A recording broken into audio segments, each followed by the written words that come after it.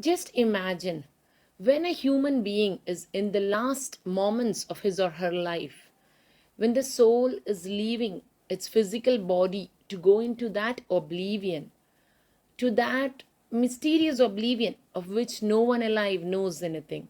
What does that person wish for in that last moment?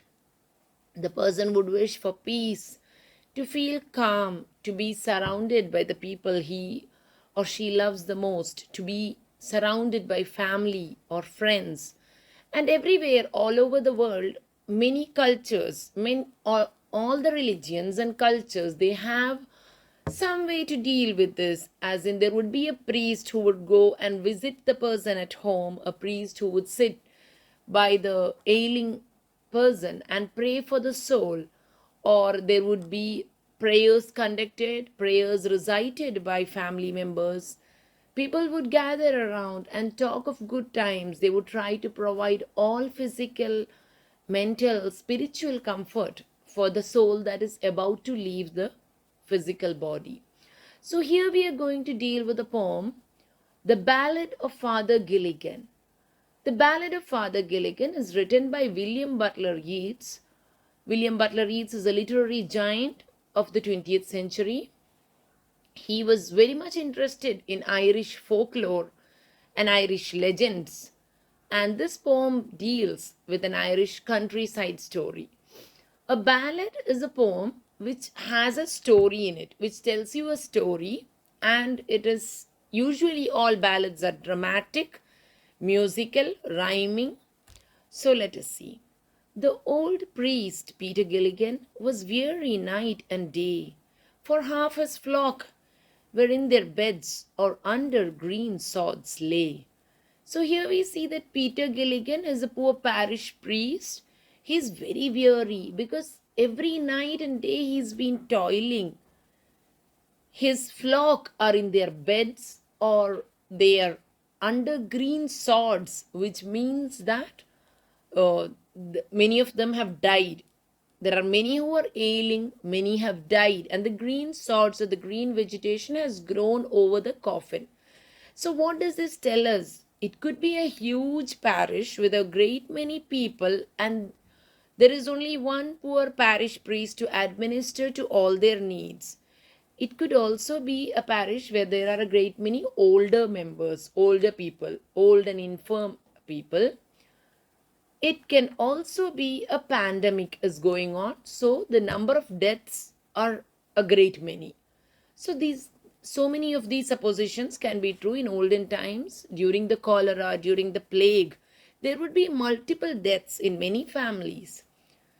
Once, while he nodded in a chair at the moth-hour of the eve, another poor man sent for him, and he began to grieve. I have no rest, nor joy, nor peace, for people die and die. And after cried he, God forgive, my body spake, not I.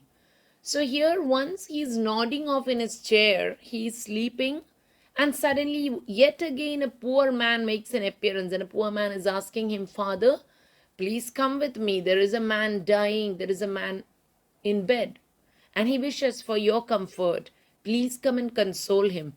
So, Father Gilligan is really very tired, and he just says, I have no rest, nor joy, nor peace. People are just dying and dying. Here I am reminded of the poem by George Herbert, The Caller, in which George Herbert says that the temptations of the material world are often coming to the priest, and he thinks, why is everything? There is no wine, there is no water, there is nothing except barrenness because of the shackles that I have put on myself. But there too, we see that George Herbert says that the caller, the priest's caller, reminds him that he has to turn towards his duties because God is always calling to him and saying, Child, come back. So here we see that in that one moment where our Father Gilligan is saying, Oh no, I've been called again, he immediately repents his words and he says, My body spake, not I. Oh God, forgive me. It's not I who am complaining, it is my body. So the word spake is an archaic form of the word spoke. He knelt and leaning on the chair, he prayed and fell asleep. And the moth-hour went from the fields and stars began to peep. So he fell asleep on the chair. He was praying, he knelt down, he was praying, and he fell asleep. And the moth-hour came. So what is the moth-hour? Moth-hour is usually the time when insects come out. That is the time period between the dawn and dusk and dawn. So this is again, we are getting the idea that this is a countryside and there is a great many moths coming in the sky. The insects are coming out. But slowly the stars began to peep out, by which we understand that it has become night. They slowly into millions grew, and leaves shook in the wind. And God covered the world with shade and whispered to mankind. So the stars, first they were peeping, now they have become so many in number. Millions have come out. The entire night sky is filled with stars. And the leaves shook in the wind because of the breeze. God covered the world with shade. Here Yeats conveys the feeling that God or the Creator is in conversation with the creation, mostly at that hour when everything is quiet, when it is night. People have winded down and all work has stopped in the world and everything is quiet and calm. And then that is when God is whispering to mankind. Upon the time of sparrow chirp, when the moths come once again, the old priest Peter Gilligan stood upright on the floor.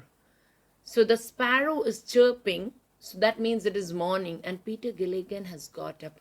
He stands upright on the floor.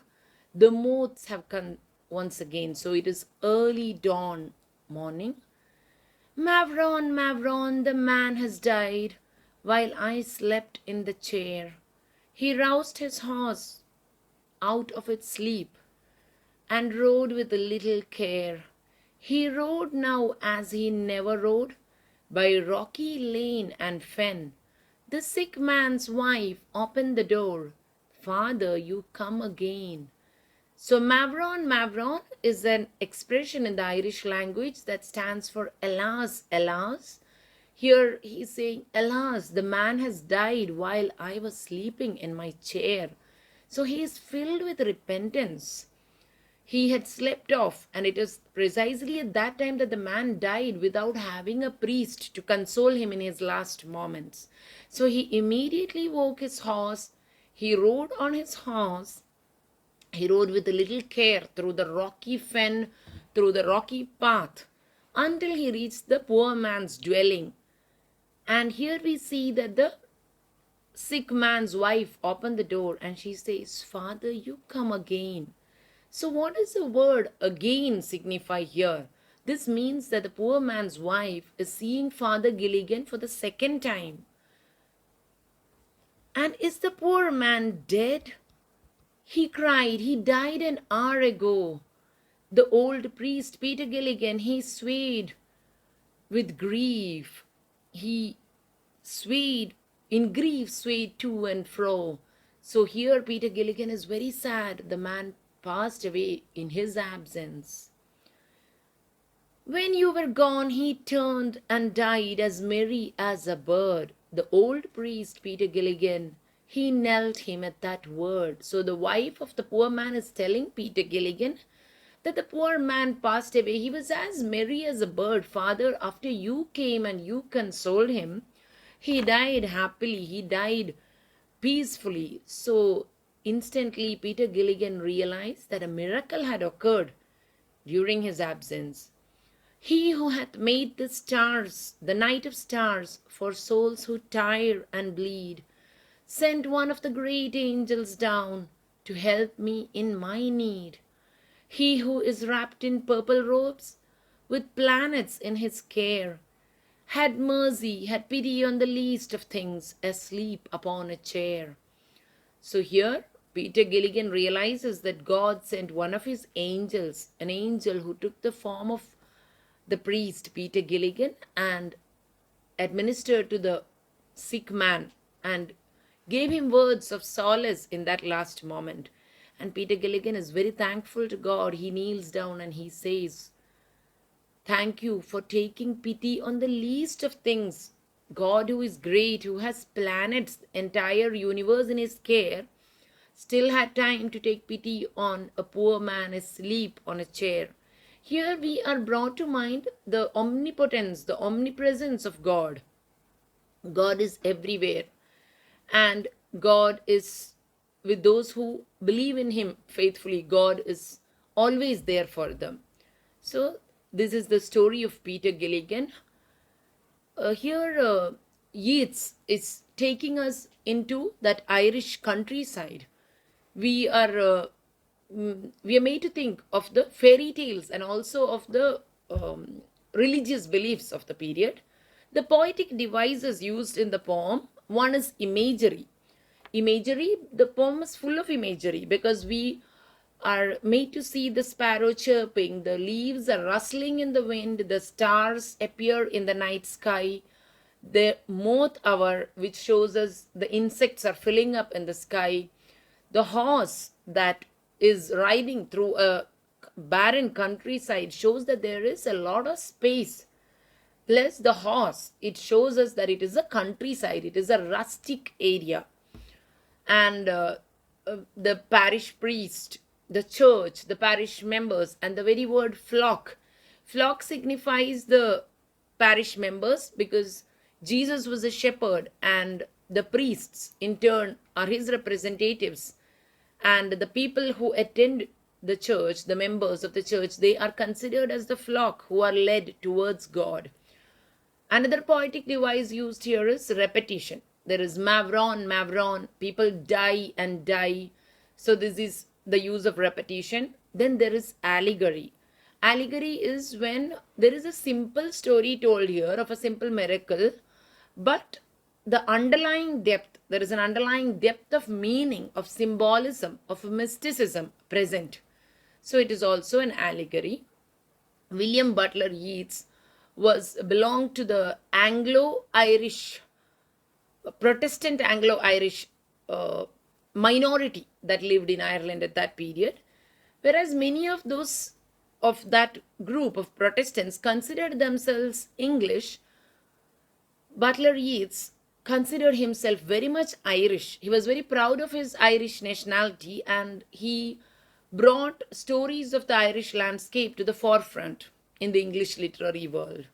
W.H. Auden refers to Yeats as the greatest poet of modern times, one of the most greatest poets of the 20th century.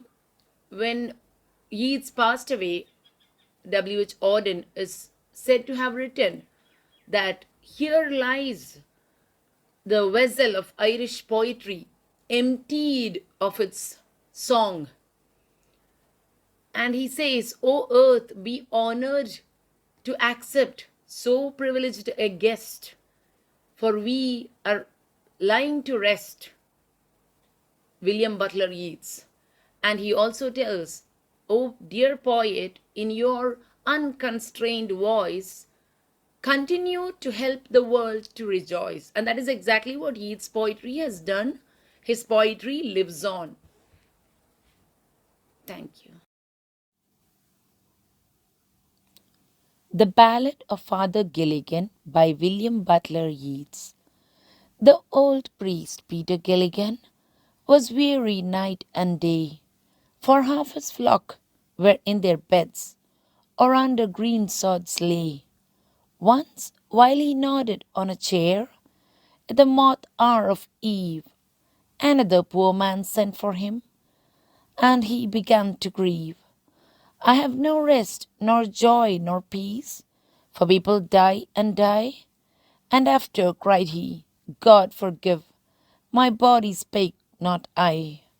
He knelt, and leaning on the chair, he prayed and fell asleep. And the moth-hour went from the fields, and the stars began to peep. They slowly into millions grew, and leaves shook in the wind, and God covered the world with shade, and whispered to mankind. Upon the time of sparrow chirp, when the moths came once more, the old priest Peter Gilligan stood upright on the floor. Mavrone, Mavrone, the man has died, while I slept on the chair.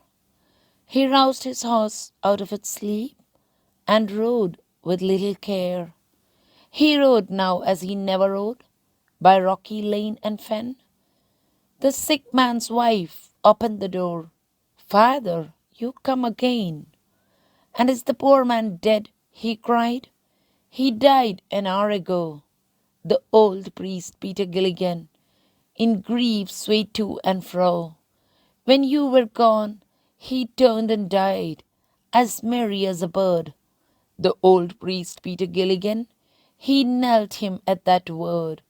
He who hath made the night of stars, for souls who tire and bleed, sent one of his great angels down to help me in my need. He who is wrapped in purple robes, with planets in his care, had pity on the least of things, asleep upon a chair.